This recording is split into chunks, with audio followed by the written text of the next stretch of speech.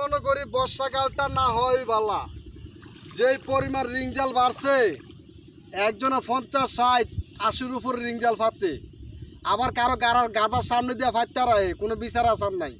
বর্ষাকালের দিন কে করবো কার বিচার, এটি কইতে গেলে খারাপ।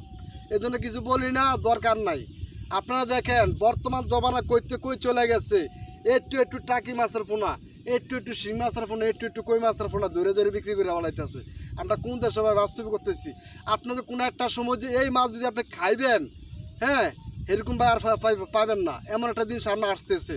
একটা সময় দেখবেন এই যে আমাদের খালে নদীতে কিংবা আমাদের গাদায় এই মাছ আর দেখবেন না। কোন একটা দিন দেখবেন এই মাছগুলো দেখবেন না, কারণ মানুষের নিরাপত্তা আছে কিন্তু ভাই মাছের নাই।